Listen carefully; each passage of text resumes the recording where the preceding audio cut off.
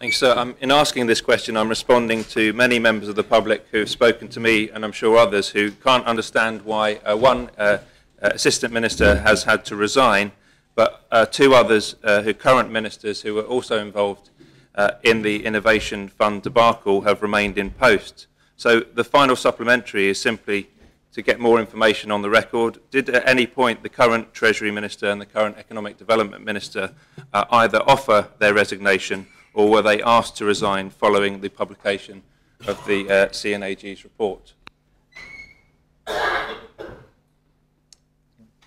Sir, the former Assistant Minister offered to resign.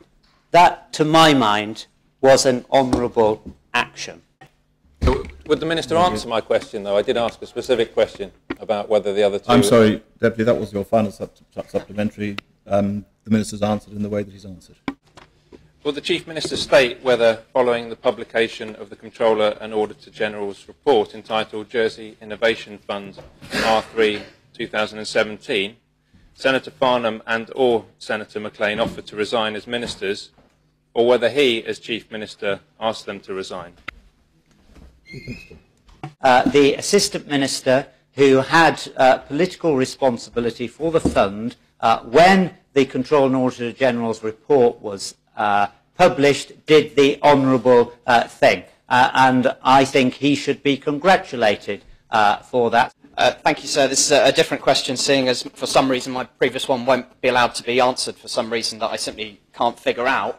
Would the Chief Minister accept that by not answering this question, point blank refusing to take part in what is a legitimate democratic process where elected members should be holding the executive to account, does he accept that by not taking part in that democratic process, he's actually prolonging this issue for much longer than it needs to be prolonged, and that if he just answered it, we could get on with it and move on?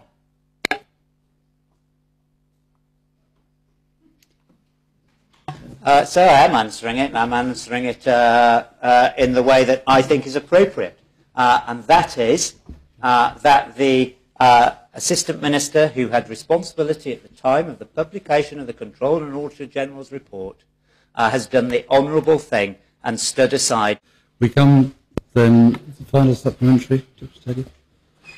Sir, we find ourselves in a difficult situation where a member can ask a question about X, and then a minister, or chief minister in this case, chooses to answer a question about Y or Z.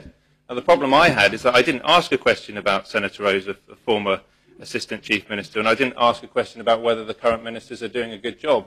I asked a very straight question about whether resignations had been offered or asked for, and the chief minister has refused to do that.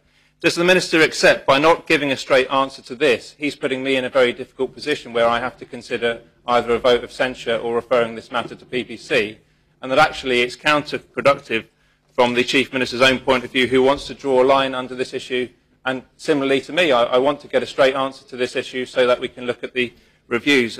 Does the Minister accept that that's not the best course of action, and that actually he should be quite able to give a straight yes or no answer to these questions? Sir, the former Assistant Minister offered to resign.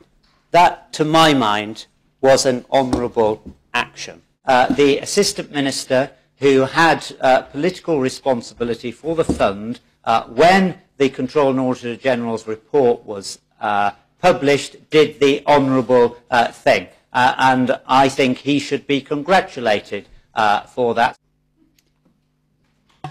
So I am answering it, and I'm answering it in the way that I think is appropriate. And that is that the Assistant Minister, who had responsibility at the time of the publication of the Comptroller and Auditor General's report, has done the honourable thing and stood aside. The Minister's answered in the way that he's answered.